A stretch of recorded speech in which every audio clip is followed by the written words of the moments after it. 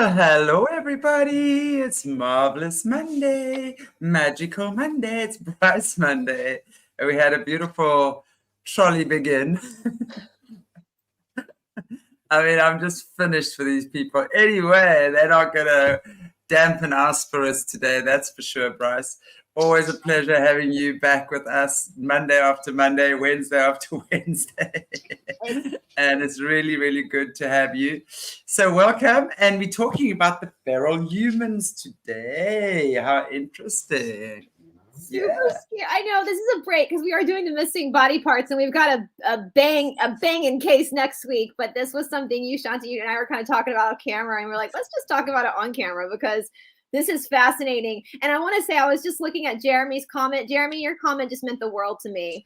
And I appreciate, I just want to say that I appreciate that because when I started I love to research stuff. And when I started my channel, part of that was comparing notes on and seeing what everybody else got to figure out where the truth actually lies. And so that means a lot to me that my research has kind of helped you with your own research. So thank you, Jeremy, for that. That's awesome.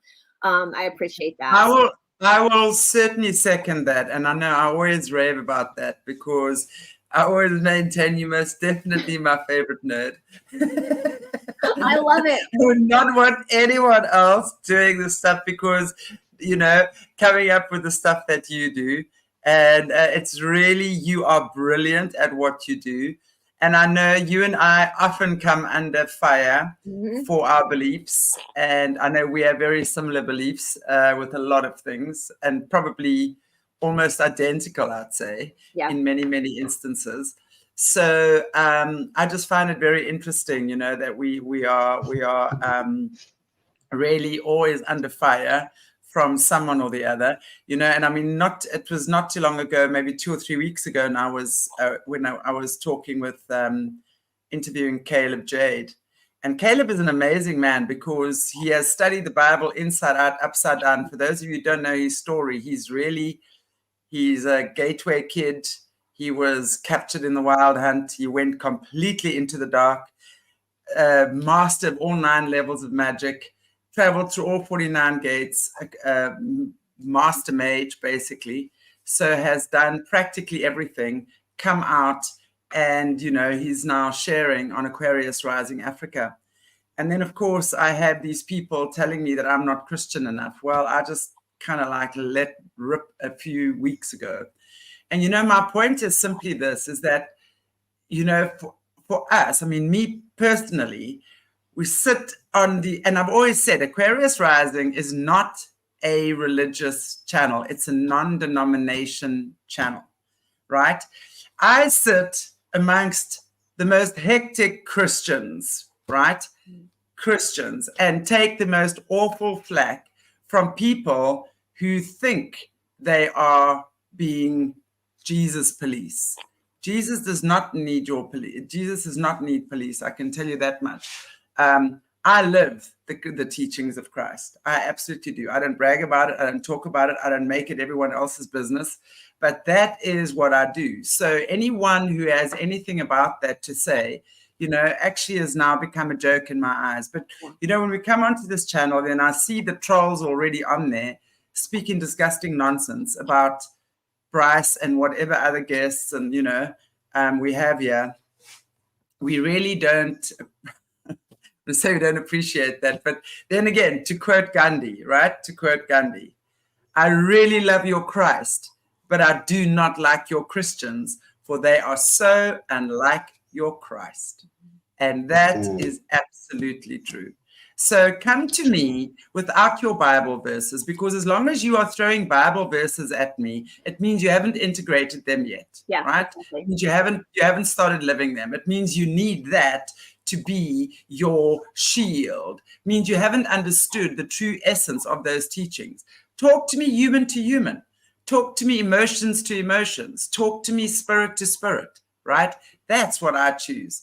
And not someone who has now thinks that they have to be the Jesus police and come and persecute everyone who's not looking through the same stupid square lenses as what they are. So I'm really, that's why I say getting onto the show today and seeing that person who's now been blocked, but he or she, whatever. But the interesting part about these people is that they don't use their own names. They will hide behind fake photos and fake names and fake everything, and yet they'll come and troll everyone's channel. Anyway, cowardly. It's absolutely cowardly. It's yeah, because we come with our real names. We give our information out, and you're right, Shanti. I mean, living the teachings of Jesus or Yahshua is loving each other, and the Essenes, his group of people, were all sorts of different cultural backgrounds, from Egyptians to Jewish people to Gentiles to the Greeks. And so he never closed his doors. And he himself, he did not like organized religion. Let's remember that. He was not a fan of organized religion. And his favorite thing was to hang out with the sinners, like me. Same. Like, he found those prostitutes were way more entertaining than the Sadducees and the Pharisees. Like, they imagine those wonderful stories they were telling. Yes. And their understanding of life was so different. And I just it shows you, and we were saying this before we got on, and I've said this on my channel before, we're at this time of like figuring some things out. We're waking up, right? We understand that our political world is corrupt. I think we've known that. That medicine is corrupt, that the educational system is corrupt, but to not believe that the religions are corrupt is very sad. And that's a lot of cognitive dissonance, to think that the church, if anybody does deep, and this is the thing too, I said this to you guys as well, like, my belief and my faith is in God, not in a book. I love reading scriptures, I love studying Eastern philosophy, but at the end of the day, my personal relationship is with God, period. Yeah, absolutely. Not a book. Absolutely. And there was a great meme I saw one day where someone says, if you need religion to teach you right from wrong, you don't need religion, you need a moral compass. Exactly. And that's what Jesus was trying to teach people, as a moral compass, right? Yeah. It's really, absolutely. Jesus was trying to teach people the difference between right and wrong. And I mean, the fact that we haven't learned that yet is quite a mystery to me. But anyway, we will continue doing what we're doing. And I know there are a lot of believers out there. And I have to say, and I don't want to absolutely shade everyone with that cloth, because there are a lot of beautiful Christian people and a lot of beautiful believers who really do get the essence. And I so appreciate and I so respect you, that you are not the people I'm speaking about. Exactly. Yeah. And honestly, it's just that when we come onto our platforms and we sit here having rotten eggs thrown at us from people who think they are doing it in the name of Jesus, you're not doing it in the name of Jesus at all, really. That's all I'm trying to say. So, and that is, using God as a weapon is one of my biggest pet peeves. And I will say, and you're right, Shanti, there are a lot of people who are Christians that are very loving and don't care and just want to love you, and they understand that teaching. So that's not who we're speaking about. But I was actually thinking about this morning, funnily enough, when I was in the shower. I was like, there are a lot of Christianity can in a lot of ways harvest narcissism. And Mr. Fox has actually spoken about this. I can't remember if it was on a show with you or if it was us just talking together about the organic portals and, getting people into that narcissistic, my way is the only right way, whereas my experience, for example, in India with a lot of the Hindus, not once have any of my Hindu friends tried to convert me to Hinduism. They've invited me over to their pujas, but they've never once ever tried, and they've never excluded me. They've never made me feel like I was any less valuable. Never judged anyone. Never. They are, Hindus and Buddhists are the most, and I mean, I've spent a lot of time with Hindus and obviously in Thailand with Buddhist people. Never, ever will you find a judgmental word coming out of their mouth. So I'm wondering who's actually more evolved, when you're looking at that. It's really, it's beautiful to actually spend time. I mean, I always tell the story, when I was in Thailand and I was really, and I'm going back now, 2017, the first time I went over, my heart was broken, really. And I discovered my temple, the White Temple. It was absolutely beautiful. And you had to climb, you had to ride up this hill to find it. And they were busy building it, right?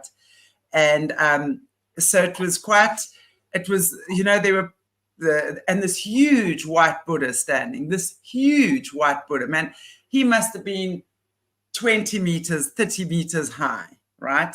And the one day out was just me alone. It was late afternoon. I was sitting on the step. There were lots of steps going down, overlooking the ocean in the distance. And I was sobbing. I was like sobbing. The next thing, I feel this hand on my shoulder, but it felt like the sun. And I was like, whoa. And it felt like the sun went through my entire body. And I looked up, and here was this monk, the monk that's running, or that's looking after that temple. And he just looked, he had the most beautiful, beautiful, beautiful face. In fact, I'm going to find a picture of him because I often went back to him.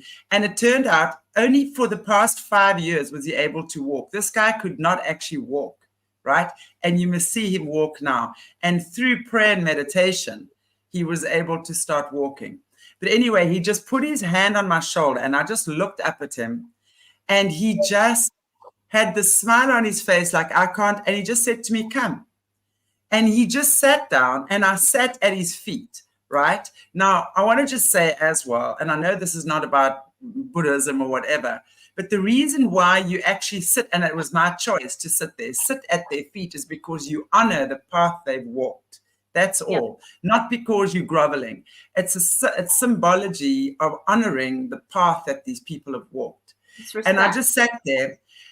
We did not say a word to each other because he could not speak English. I could not speak Thai. But we were able to telepath with each other in the most incredible, incredible, incredible way. And throughout my 3-year journey in Thailand, 3.5 years that I was in and out of there, it was absolutely amazing. This guy and I developed the most incredible friendship. And he gave me the most beautiful trinkets. I had this beautiful ankh that was carved out of hippo tooth that a friend of mine had carved for me. And I just honored him with that. And he was absolutely overjoyed. You know, just the humility and just the friendship that I developed with a person that I'd never, ever, ever even spoken to. It's absolutely amazing to be able to do that. Then you understand true spiritual connection. Then you understand true spirituality. Then you understand true non-judgment. So for me, that was truly a beautiful experience. And when you have that, you know, you can't actually even begin to imagine someone talking to you about, I don't know, other stuff. Judgment and criticism and stuff like that. That's what God is in those moments, of serenity, and in those moments of focus. Yeah, it's actually quite sad, and it's you know, the word that comes to mind is pathetic, that people feel like they have to be vigilante, violent, because Yahshua was not violent, you know, at all. Opposite. The opposite. And I will say to whoever does not, you know, God loves Chantelle, Morné, and myself just as much as he loves you. So not to people. God loves the Hindu children, the Buddhists, just as much everyone. It's all a creation and expression of God. And so how dare you be that narcissistic to think that your way is the only way. All the trees in the forest are different, but they're all reaching towards the same light. And when you understand the beauty of God's design. And so you know, and also on the flip side, how stressful that must be for people who are stressed out thinking if they don't believe a certain way, they're going to go to hell, when that's not, you know, God isn't Santa Claus. It's not believing in the tooth fairy. You know, it's a beingness within you. And yeah, you don't need religion to teach you right from wrong. You need your own soul to teach you right from wrong. And it's as simple as that. So, religion and the scriptures are a guide to get you there. Every scripture, when you read every scripture, there is beauty in each and every scripture, in the Quran, in the Bible, in, you know, all of the scriptures. I mean, it's really there's a lot of beauty in there. Absolutely. Anyway. Comments? What's happening? What do you mean? Something's going on. It's like Yeah. there's interference. Oh, I don't know. Oh, that was so funny. Who's I it heard coming from? No, it's Brice, quiet talk. now. Talk, Brice. All right. Is it coming from my end? Is there any type of interference? Okay, Yeah, we gone done now. now. Yeah, we had a little bit of a that glitch, is- obviously. Oh, That These was dark Maybe Vehicle Fouch was having a little moment. these dark entities are having a temper tantrum. It's not cute, you guys. It's not cute. No, I'm just loving all the comments in the comment section. Everybody seems to be so supportive, and I just it's great. I love how Jeremy said I'm very isolated because of my beliefs. These communities are like lighthouses in a storm, and so yeah, there's you're never alone. You always have other people all across the world, right? How cool is that? We're all across the planet, and we're all here to support each other and to try to figure out what the truth is and to totally change the subject. And yeah, she said the devil doesn't like this conversation. The Exactly. devil does not want us to have this conversation, right? The devil does not want us talking about not judging others and loving people and having compassion and empathy and understanding that we're all human beings. We're not, religion is the game of the controllers. It's not the game of us. So, but we're going to talk about it to totally flip the subject. We're going to talk about something kind of creepy, aren't we? Yeah, the feral humans. I mean, that is really, really like quite an interesting topic. So yeah. Well, over to you and your beautiful research on this topic, Brice. Well, so this is like an open project that I've continued to work on because I stumbled upon. This is what happens to me, guys, when I'm researching. Is I'll have a topic I want to talk about, and I'm never at a loss for topics to talk about because when I'm researching one topic, I usually see something and I'll go, "That's interesting," and I'll mark it and I'll go and research that, and all of a sudden there's another topic, right?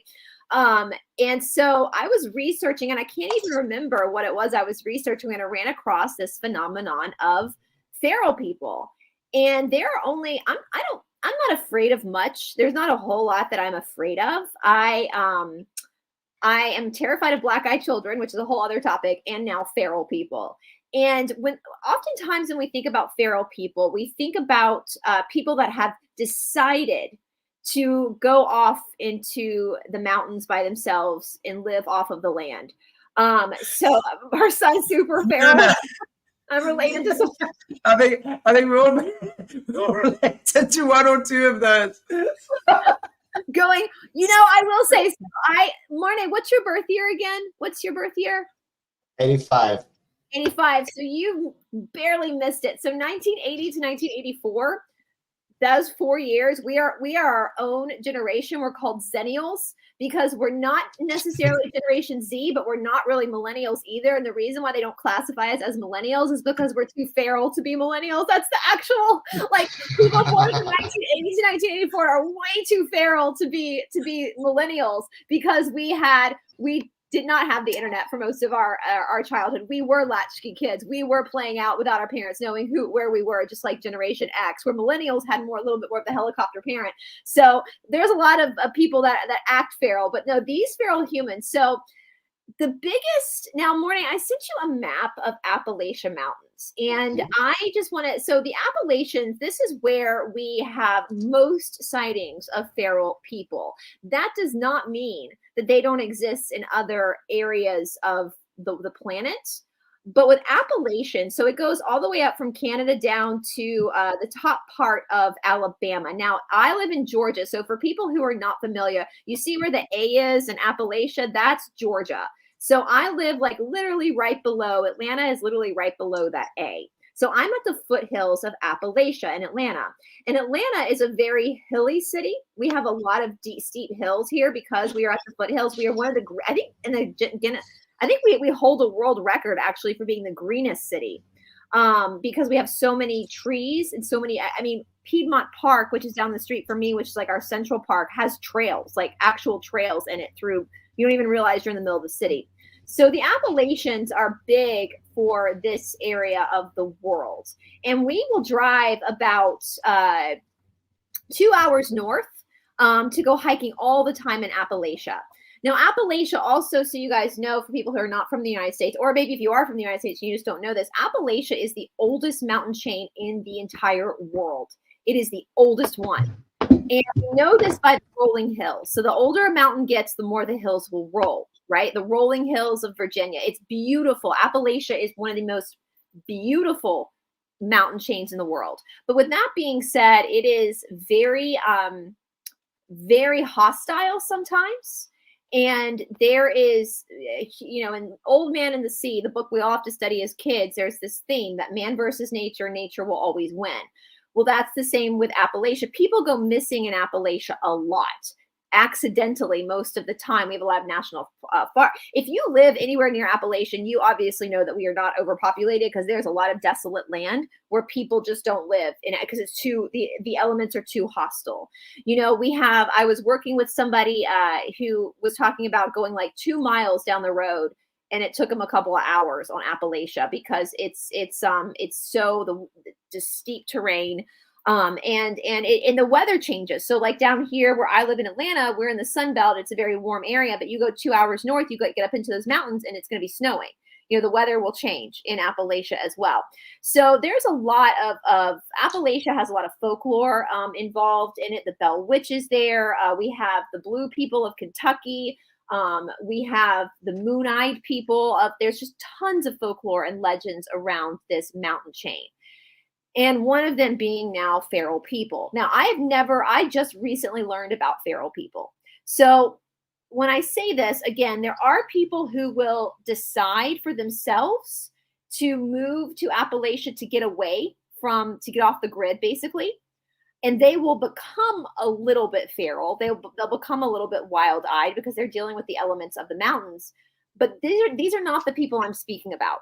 The people who make the decision to go off grid, they were born in civilization. They were born in towns. They know what language is. They know what humans are. They have that base understanding of where they come from.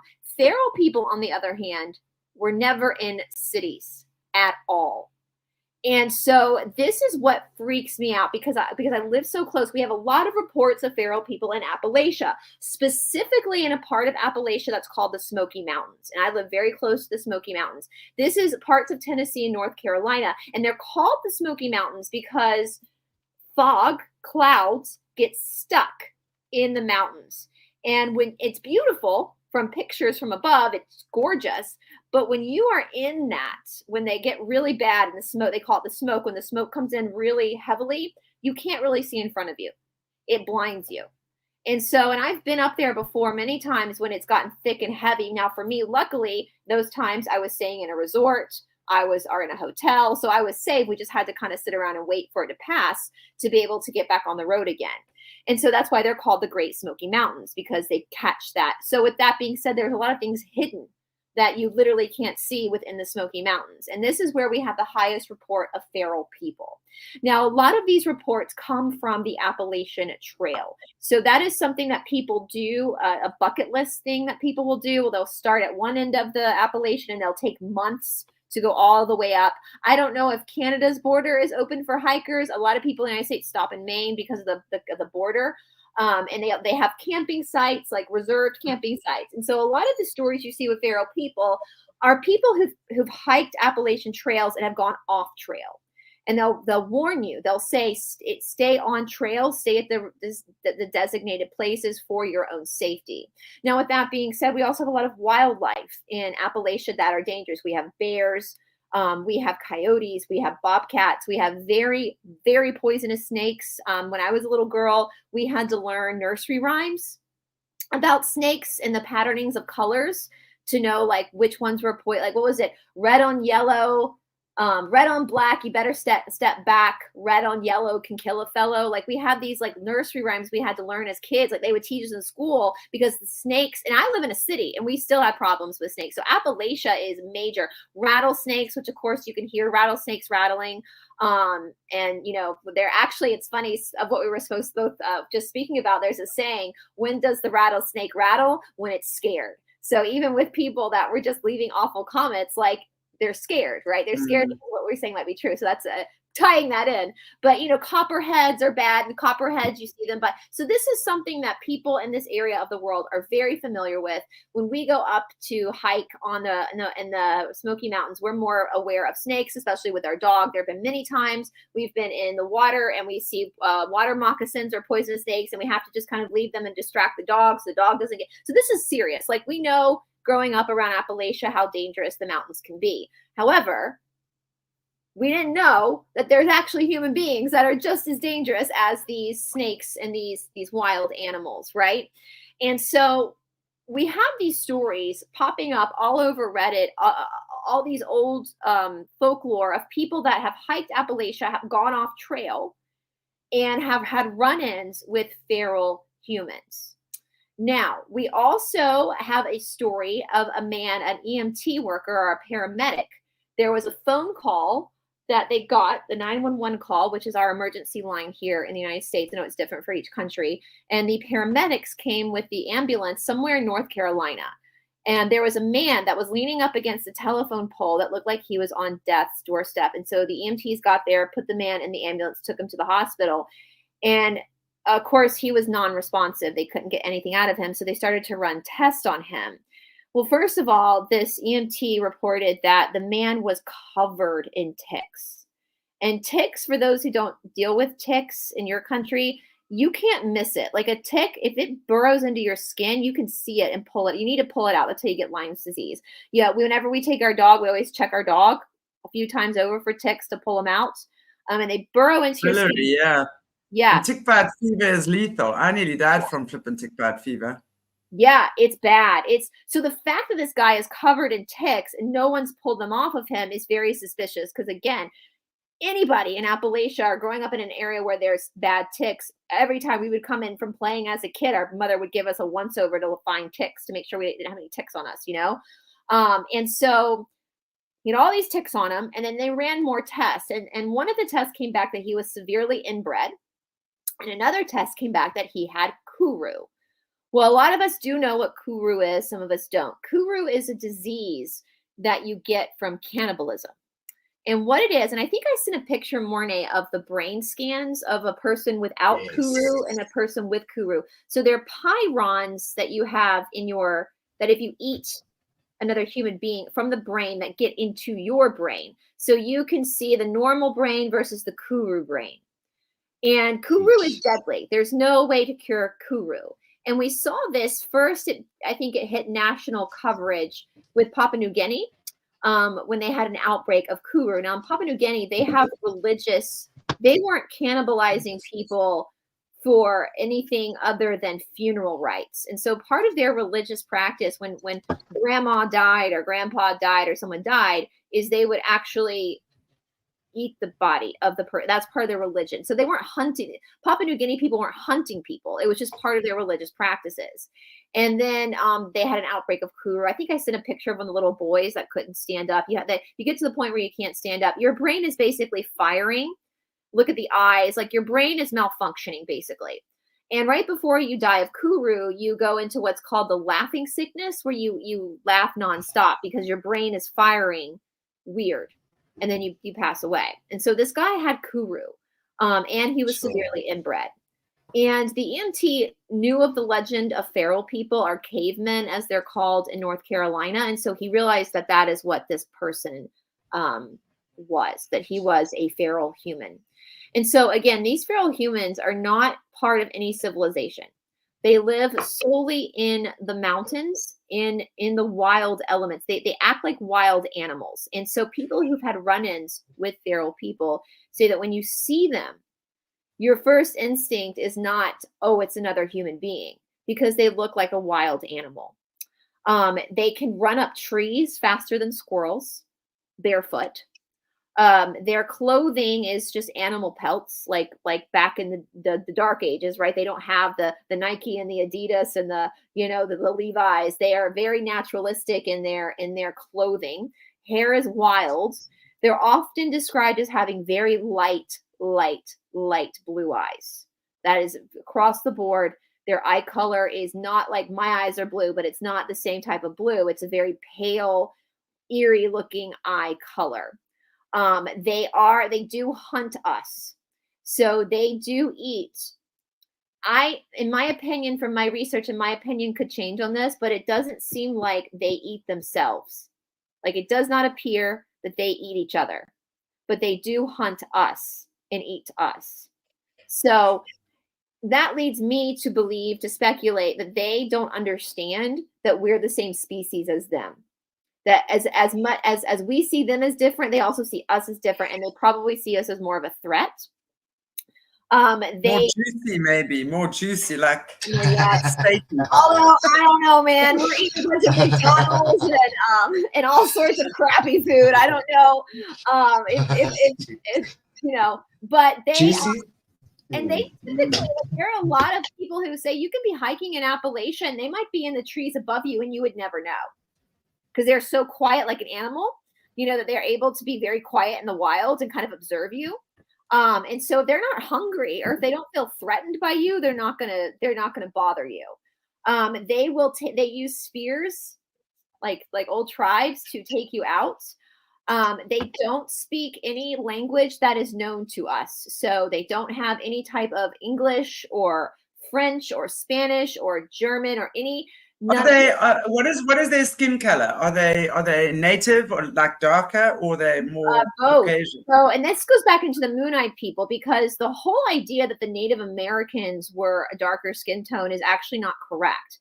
Because when we look at the Cherokee, which are in the same area of Moon-eyed people, they talked a lot about white tribes.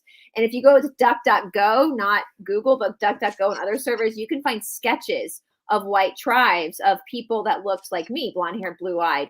And that goes down into the story of the Moon-eyed people, the original, because the Native Americans were not the first people of this nation. And the Native Americans were really clear about that they were not the first nations. There were other people here first. And that is my assumption of who these feral people are. Now, the feral people, they speak in like clicking sounds, and they speak telepathically, is what people have run into. They're able to speak to each other. And, but that makes sense, because, right, like, look at animals. Animals speak telepathically. And so they have that very animalistic way of communicating. And I often wonder, too, it's like, we have these modern conveniences of cell phones, and before this, like letter writing and communicating, telephones. But if you're looking at, for example, the Bushman tribes, which are the First Nation people, right? And that's exactly how they communicate. I mean, if you're listening to the Bushmen or the Khoisan speak to each other, it's complete clicking. And you will see when they go hunting, like you will see, for example, when a father takes his son hunting, let's say for the first hunt. Firstly, they will have a full-on ceremony, maybe a night or two before, where they do the dancing, etc., and they connect with the spirit of the animal. Yeah. So they will know when the spirit of the animal has said, yes, we agree to give you our life for food. They then will proceed on the hunt, and they run. All they do is run. I mean, Bushmen they're known. They're the most unbelievable trackers. And what really makes me sick in this country, as in the bush, when it was the Bush Wars, the South African military actually took on a lot of the Bushman people and militarized them. And that's how we had a lot of our local, what was called 32 Battalion, which is actually the foreign battalion, but a lot of it was made up of the Bushman people. But anyway, what I'm saying is they would run. That's all they did was run. They could run for days on end. And also then when they, let's say, hunted the animal, they would then telepathically call the rest of the tribe. And within a day, the rest of the tribe was there. But the big, that's very similar to feral. The biggest difference is the feral people are totally hidden from the Americans. Like only people who know about them are people who've experienced them. And actually, I just saw Caleb was in the chat, and that'd be cool to see Caleb's knowledge on what this is with these feral people. But yeah, the same thing. They are able to like communicate in wild ways. And part of me thinks, like, if we were to leave behind all of our modern technology and go into the wild Appalachian mountain range, we would probably sharpen our telepathic skills as well. Because survival is necessity, is the intention of survival, right? And these people for generations, they have not been in our cities. They don't come from a city. They don't come from civilization. They don't come from the life that they live wild, like wild animals, but they're humans. And we have now American Horror Stories. So there's American Horror Story, the series, and there's American Horror Stories, which I feel like they give a lot of truth in those shows. And the American Horror Stories, which every episode is like a mini story, they actually cover feral people. And they show it as that the United States government is aware that these people exist, but they're keeping their identity hidden from the American public. And this is part of the reason why the American government has blocked off national parks, is to keep the feral people contained. Now, American Horror Stories says that they're keeping them contained so they don't hurt the people. I think that's bullshit. I think they're keeping them contained for another reason. And that a lot of these missing, like the missing 411, a lot of the missing kids from national parks, yeah, they could be trafficked. Yeah, they could be abducted, but a lot of them might have been bait for feral people. And that's why they disappeared so quickly and nothing but their clothes were found, is because unfortunately they were hunted, which is covered in the American Horror Stories as well. Now, we also have, I sent you guys a link of a young little boy, the first time that this years ago that got abducted, and people truly believe that they were taken by feral people. And that's what the locals say, and apparently North Carolina even tells people, their kids growing up, like, just don't mess with them. The cavemen, like, just leave them.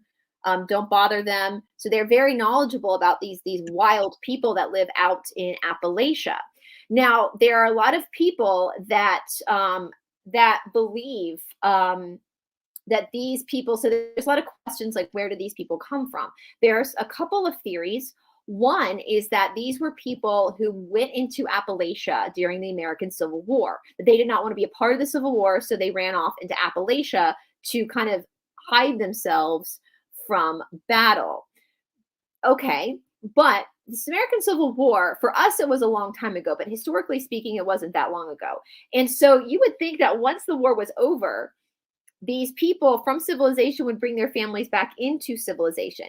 You also know that people from the American Civil War would understand, or were starting to understand at that time medically, that incest is not good, right? Like, they were not, around the end of the 1800s, that's when we see people moving away from marrying their cousins, right? We're starting to realize there are, sloped foreheads. And not a Habsburg chim isn't a cute look. Like, we're starting to realize that nature has a way of saying, don't do this. Don't do this, guys. Lost that to family. So the fact that there's such incest within these feral people is another evidence to me that they were not from the Civil War. We also have stories of Native Americans warning people about the ferals. And so that was long before the American Civil War, that the Cherokee were, even the Native Americans were like, these savage assholes out in the woods, do not go near them. They are crazy, And so there, I have a feeling that there's many, in the service to self, the dark polarity of, the polarity of like good and bad, God and Satan. And we're going to talk more about this next week with the story we're covering. When people are on a service to self path, or a Luciferian path, whatever you want to call it, they will sometimes do things that appear to be service to others as a way to manipulate and as a way to conquer, right? So it's not like they're just savages constantly hurting people. They also, they're no honor amongst thieves. So they will turn on each other too. So right. I feel like these feral people are being held in the national parks for many reasons. One being that they hold the answers as to what really happened here in this country, because we know that the approved story of in 1492 Columbus sailed the ocean blue isn't actually correct. We had the Vikings setting up lands here in the 1000 BC. We also had Welsh Prince Madoc, who settled in Mobile, Alabama, near New Orleans in 1000 BC. There were white tribes here. There were black tribes here. The Creek Indian were very African looking. So this land, the American continent, as far as like natives are concerned, all the races were here. In fact, in this history book that I have, from the early 1800s that I bought in an antique shop talks about how the Native Americans were all races. There were white people here, black people here, yellow, all races were here in this tribalized, and that's what they were teaching kids in the 1800s. And that goes into the Cherokee Nation stories about the original people of this land were the Moonite people. No natives were actually the First Nations. There was a whole other species that was here first. And so for me, this makes me believe that the feral people are coming from the original inhabitants of this land. And therefore, but if you're also looking, so if you saw Caleb's comment there, and I mean, one of the things that he spoke to us about a couple of weeks back was the Forsaken, because part of their journey or what they were doing was actually going underground. And there's a whole, I mean, you would well know this, Brice. There's a whole underground world that exists, and yeah, we're echoing away again. If you can hear the echo, I hear myself echoing. But there's a whole world I don't hear it that exists underground. And part of what he was saying was the Forsaken people. And what he's saying is that could also be the Forsaken people, which have been living a whole existence in these underground cities, dimensions, whatever the heck you call it. Yeah, Mr. Fox actually talks a lot about that, because that's in the Cassiopeans speak of that, as well as the Law of One. And we know that, from my understanding, they could have been like people that got loose and came up through the cave systems, because we know a lot of the cave systems, especially in Appalachia, do lead to like Agartha and these underground civilizations, right? But I know that some of the underground people are actually in our political. There are some really big YouTubers that are underground people that have been trained to be a Trojan horse, if you will, to lead an opposing force within the truther community. Safe to say that we're not, because we get shadow banned, so it's safe to say we're not. And after we read this whole reading, Mr. Fox was like, oh, I can guess who these are. It's when you read it from the Cassiopeans, you're like, yeah, this makes really a lot of sense. A lot of political figures we have are actually underground people that were trained. So it could be that they're another demographic of people coming up from the tunnel systems and the caves. But the natives were very aware of these people. They've been around for a very, they're feral. Like that is the biggest comment you see from people that experience these guys, is that the first reaction is they are wild animals. That is the first reaction you have to these humans. And then it's not for a second where your eyes adjust, where you realize that this creature is humanoid. It doesn't have the body of an animal. It has the body like we do, and that's different from the Moonite people too, because the Moonite people, who were the first ever people of this continent, according to the Cherokee Indians, were like 3 feet tall and kind of fat, like pudgy. They didn't have the body of like us, right? They weren't, whereas like the white tribes and the black tribes all had the same body structure, just different skin color. But the Moonite people were short and stout and like chubby, like little, like dwarfs almost, that were first here. Whereas the feral people do look more like us. I think I sent you one picture that someone was able to capture, Morné. It's an old picture. That's a sketch. Yeah, there we go. Old picture.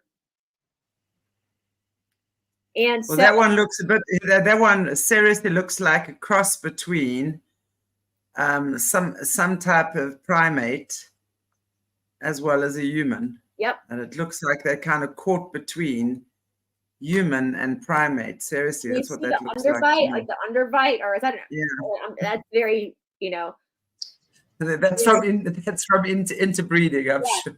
Yes, absolutely. Absolutely.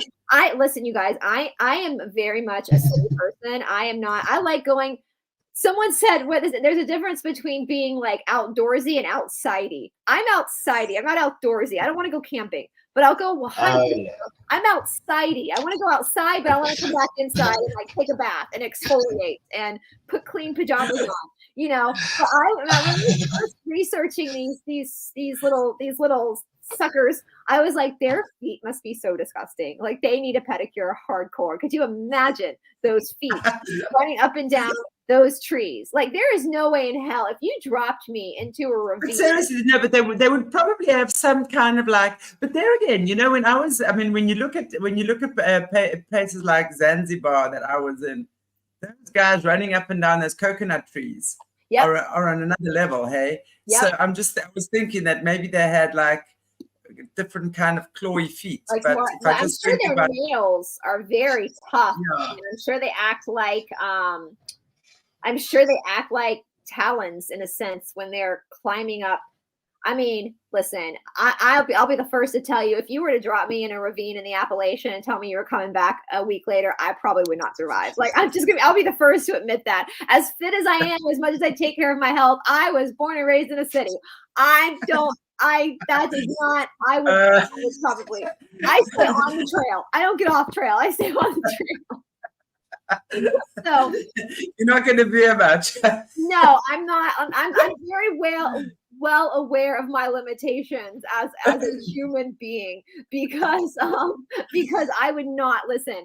I am staying on the trail. I don't like being dirty when I sleep, so I would never want to camp anyway. And I am so paranoid that if I listen, book Midnight in the Garden of Good and Evil, right? No. There was a book that came out in the late 90s, and it was based on a true story. And they made a movie about it. And John Cusack plays this reporter that comes to Savannah, Georgia from New York City, and he can't sleep at night because it's so quiet. He has to take a tape recording, like a little cassette tape of traffic to play at night so he can sleep. There's seriously wrong with someone who does that. No. He needs to have his It is never totally dark because I live right in the middle of a city. So there's always some light coming in from the side streets. We're constantly hearing yelling. No, Brice, you got to come visit, girl. You got to come visit. Definitely. I'm definitely one of those who's going to go out and hang out in the bushes for like 6 weeks. But you got to come camping in the desert at least 1 or 2 nights. Yeah. I'm not a big. I'm with you on that. At least 3 I like nights. to have my shower and stuff. But you have the starlights and you have the moonlight, and then you have the roaring lion in the background. I mean, that's pretty cool. You hear that with the my boyfriend's going camping by himself in a couple of days up there, and I was like, you have to be shitting me. We just looked into feral people, and you're literally going up there by yourself. You are not taking the dog. I was like, you are not taking my dog. Well, the dog's safe. He's not safe. The dog will probably be safe from what you're telling us. Ravi will be safe, but not. He'll be like grabbing for. I'm like, so he's like, well, I'm going to give you my coordinates. I'm like, okay, nice knowing you. You might be a good meat for the feral people, but no, it really like this stuff because I think that's the same thing with like black-eyed kids, right? Like, what gets me like when it comes to paranormal phenomenon or like ghosts or spirits. There's an etherical aspect to that. But when you're dealing with like feral people or black-eyed people, you're dealing with 3D people who have flesh and bones like you, but yet aren't like you, that don't have that. It does not seem, no, I don't know. Like I said, they could have a sense of humanity within each other, right? Like they could truly love each other. I don't know. And they might just not understand that we're the same as them. They might be hunting us well, I don't, because I'm vegetarian, but like other people hunt animals for food. That could literally be how they see us. But I just, anyway. It's a little juicy. We got nice steaky rumps. But I'm just interested, Caleb, you were saying there at Forsaken. Were you, if you're still on the chat, was that the picture that we showed of that feral guy? Are you saying that that's the same what the Forsaken people look like, right? I mean, I'm just questioning that. And also, Caleb had lots of, I know we haven't spoken about it at length, but part of what we were talking about with that, when we were talking about these guys creating the Cabbage Patch Kids, etc. And so Caleb is talking about the pic. He's saying that looks like one of the Forsaken ones as well that are in the underground there. So it's interesting. That's an interesting concept because where do they come from? Where did the Forsaken also come from? Do we really know? Are they coming out or are they going in?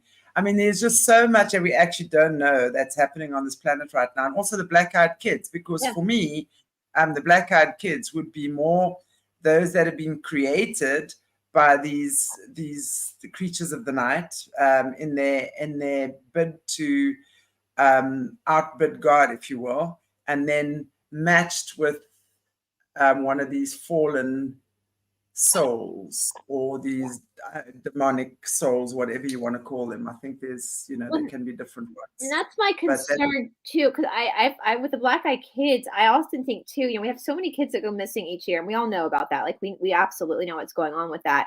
But, people have this idea of resurrecting people from the dead, which we know if you've studied any form of spirituality, when they talk about the dead rising in Christ, they're talking about the soul.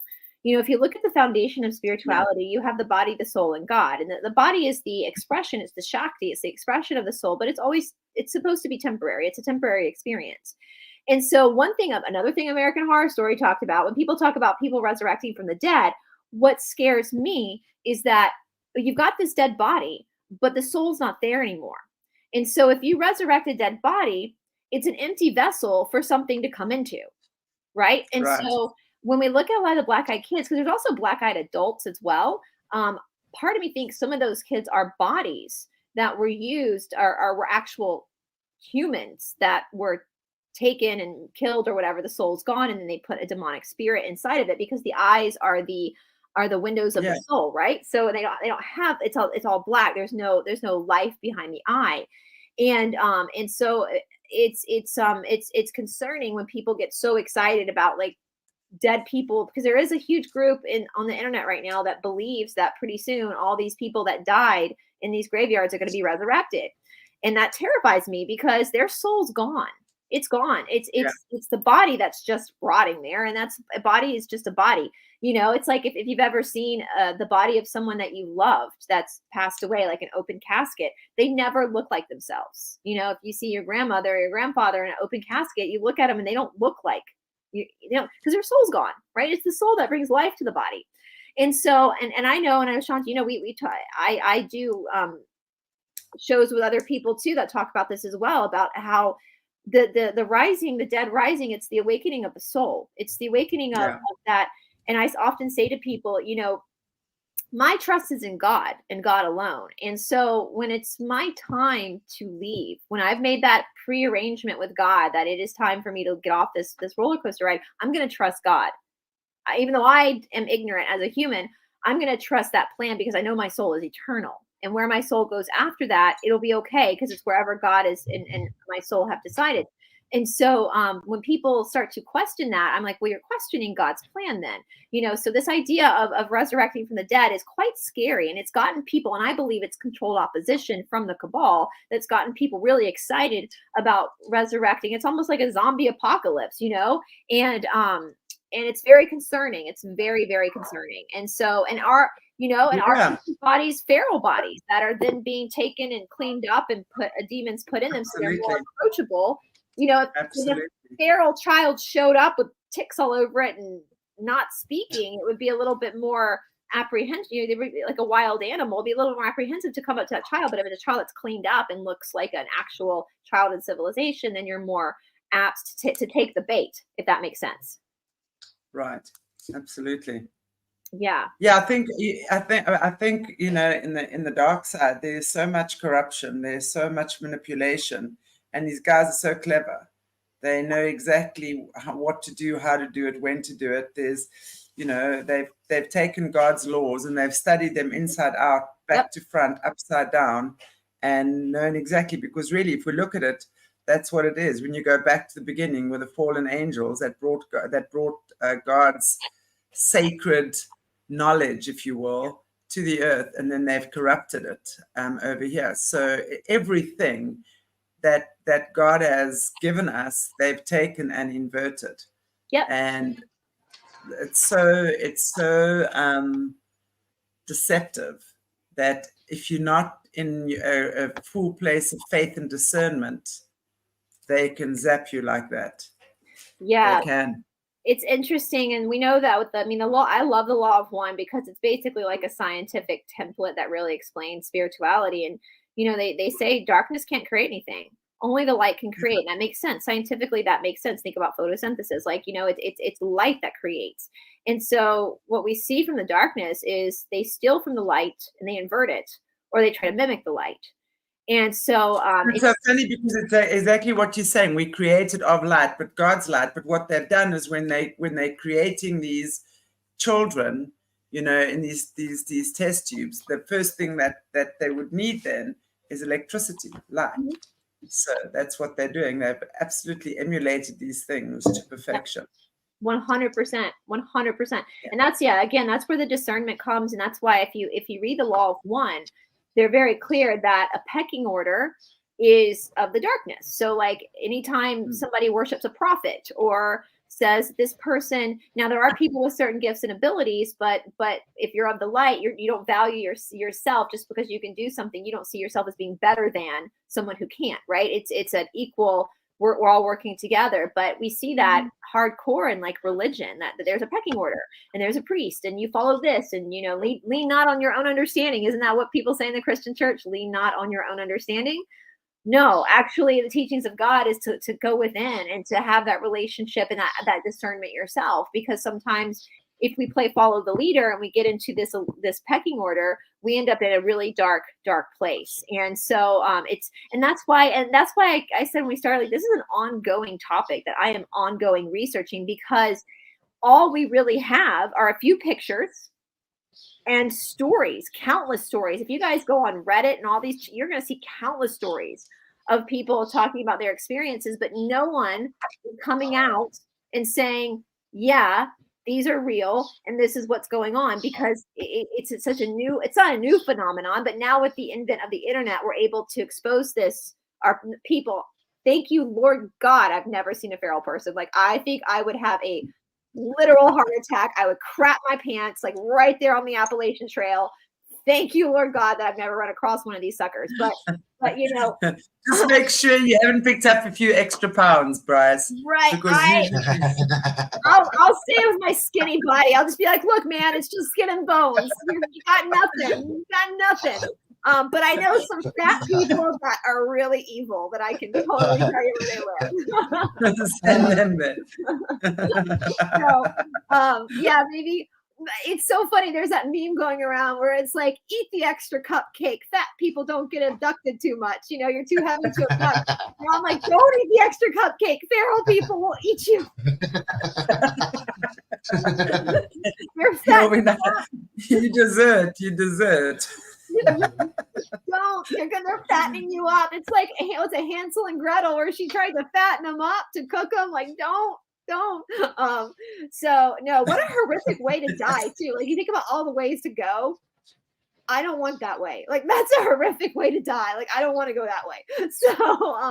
So I'd rather overdose on drugs. I swear, if I had to take my own life, the best way, I think you just overdose on drugs. I mean, what a way to go. Like, just flying out there.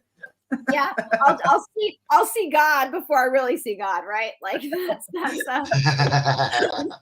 yeah. Hey, it's the missing 411, Jeremy. There are a lot of people who have gone back over the missing 411, and there are some really great podcasts where they've taken some of those cases and now put it in the perspective or through the lens of, what if this was an abduction by a feral person? Like, we didn't even consider that in the past. We've considered child trafficking. We've considered alien abductions. We've considered the parents having something to do with it. But now we have a whole other suspect for a while. And it's kids, unfortunately they don't even see, but I mean, we eat lamb. So we sadly eat the babies of other animals. So they don't see us as their own species. So anyway, and I this, again, as I said, this is something that, rules, don't be the first in line, don't be the last in line. That's a good point, Caleb. So don't be the first in line, just be somewhere in the middle. Be squished up in the middle. So in that sandwich right there. Right in the middle. So yeah, but this is an ongoing case that I'm working on, guys. And so I can't wait to see what other people have to say too. Like, I encourage everybody to do their own research. Maybe Caleb can talk more about it with you guys too. And a show about what is known from Caleb's perspective. So you know, of what's, because this is, because I, you know, this is just me researching, guys. This is just what I found in my own digging around and snooping around. It's a Well, I mean, we know that none of, I mean, this stuff is, you know, if it's already out on the internet, especially, even though there might not be a lot of it that's around, it's definitely there. And it's definitely, obviously, there's been sightings and what have you of that. Yeah. So, and, you know, we know that this world we're living in is so not what we've been told, right? It's just one big fat lie anyway.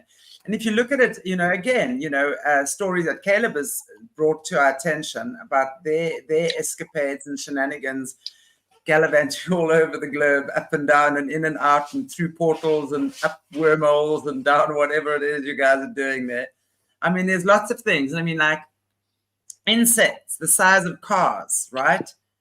That are super dangerous, that like literally kill humans. And I think it was an earwig or something mentioned, looks like an earwig. Now they are our giants, but isn't that interesting? Yeah, we are their giants. So Yes. how many of us as their giants here actually treat insects like absolute crap? We just spray them and kill them and get rid of them. So I don't know. It's a million I want to put it out there to the big major giant insects. When I see an insect in my house, down there, no, down there, not up there, down I there. actually scoop you guys up and take you outside. I always do that. So Yeah, likewise. So please have the same respect for me. I won't let my And big dog fat spiders, huge spiders, like huge spiders. Oh my gosh, they eat humans. Oh. Are you sure that's not just Australia? Doesn't Australia have? I'm just kidding. Don't they have just some about in Australia? No, I want all of the big giant insects to know I do save you guys on our level of existence. I do not let my dog. Yeah, the giant insects aren't up there; they're down there. So let's just pitch them down there. Like, don't put me in the hospital if you live in Atlanta and you see me outside yelling into the ground. Like, I save you guys up here. So leave me alone. You don't hurt me. I know I'm very, anytime like a bug accidentally like goes into the drain or something, I always say a little prayer for it. It's like, oh, I'm sorry. I give it a little funeral at my kitchen sink, because I actually do get sensitive. I am very sensitive, so I get very sad about that. But, but then I'm always like, oh my God. And we have, I don't know if you guys have this in South Africa, but our big windows, we have birds that fly into the windows a lot because they don't realize it's a window. And they hit their heads. One did that yesterday in one of my classes. I was the only one there, but it flew away. It didn't die. It just kind of shook his head. And I was like, oh, bless its heart. It probably has a migraine headache now. Like, the doves do that a lot. Yeah, you can see my doves are standing outside. They've already been fed today twice, and now they're still demanding food. But yeah, they'll often, in the with the glass sliding doors, I've quite a few of those. They'll fly in there, and sometimes they die. But mostly, I've not seen any that die, but they do that.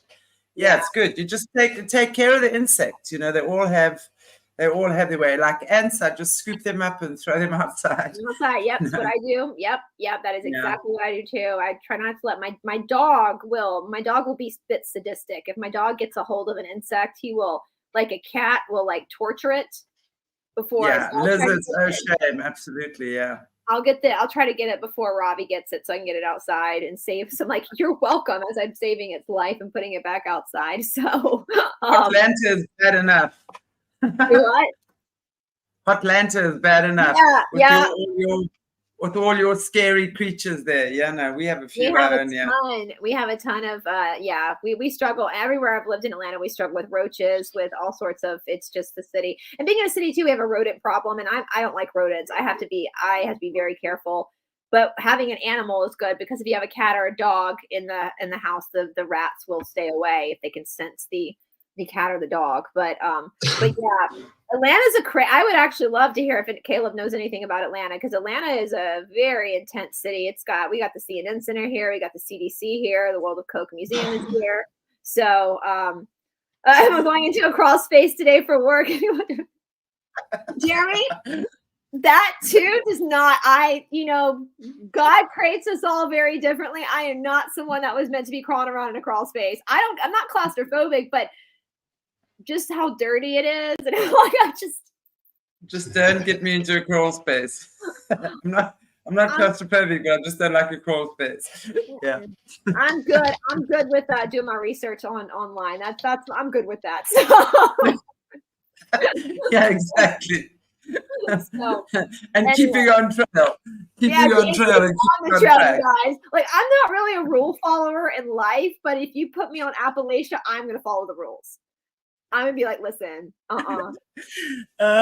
Brice. This case. I think I could get you to bend those rules a bit. I'll get you to bend those rules a bit. So it's all those stickers. You guys have sticker bushes in South Africa? Is that something you guys have, or sticker bushes? What is a sticker bush? What does it do? You guys have got those. Sticker bushes are like, you know how roses have like little stickers, little needle thingies on there? We have bushes all over the South, all over probably Appalachia, bushes of just little needles. And so you walk in and you walk out scraped up. And yeah, we've got thorns. Yeah, we've got thorn bushes. and nettles, stinging nettles, lots of stinging nettles. Oh my gosh. I mean, you're stinging nettles. You come out and you got welts all over you. Yeah, you've got to be careful. And then we've got trees like with needles this high that sticks to your feet. Yes, thorns, that just made me like we call them sticker bushes here in the South, but yeah, that's you. If you go off trail in Appalachia, even in the dead of summer, you need to have jeans on because they're sticker bushes, you know. You're going to.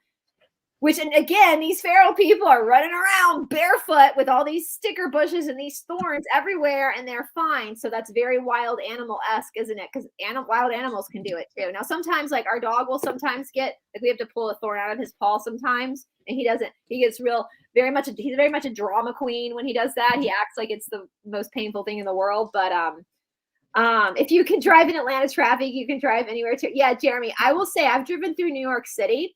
And I was laughing because I was like filming myself and I'm like, this is easy, guys. Driving through New York City is no problem. You just drive. But I guess because I'm used to driving in Atlanta that New York City was easy. So anyway, cactuses in Arizona, they're painful too. So listen, nature is rough. Like nature I just walk on the beach, okay? I just walk on the beach. I'm happy to do that. Nature is pretty violent. Like, let's just be honest, you guys. Like, it can be violent. So you know, lovely. I like my city. So anyway, but I can't wait to hear. I'm going to encourage everybody watching right now to research this for yourself, especially if you're from another country. See if you have any sightings in your country, because the only thing I can find is here in the Appalachian, Canada, and America, and especially the Smoky Mountain part of Appalachia. So see if I would be curious to see if anybody else from other countries or other parts of the world have stories of these feral people. Well, certainly do that, honey. I'm going to see. I'm sure there's lots of them here. Well, I mean, we've got lots of people here, lots and lots of different tribes and lots of different dodgy things going on here. Everything. Yeah, we got the Tokolosh. We got to talk about the Tokolosh at some stage. By the way, the Tokolosh is from it's like a little guy that's apparently this high.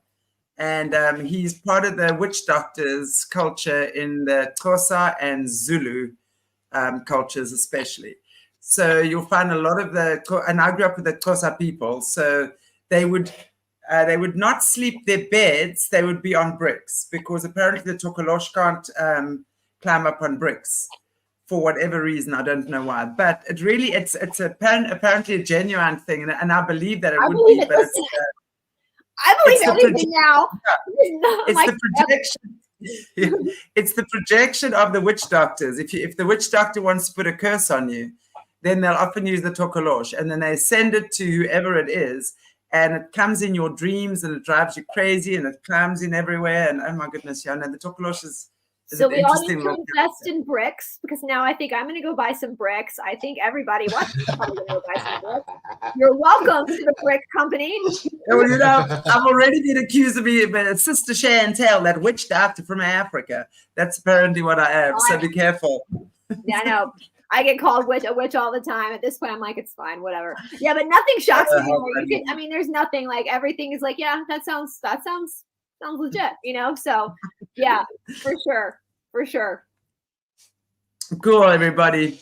Yay. Thank you, Brice Boo. It was a cool show. Learned a lot about the feral people, but I think it will be interesting to know all about the feral people in the rest of the world as well. See if you guys have anything. I'll certainly have a look to see what comes up here. And but next week we've got an interesting one coming up again. So look forward to seeing you all then. Yeah. And in the meantime, take it easy. Have a beautiful Monday, the rest of your Monday. And we shall see you back very, very soon. God bless you all. Mwah. Bye, guys. Bye-bye. Bye.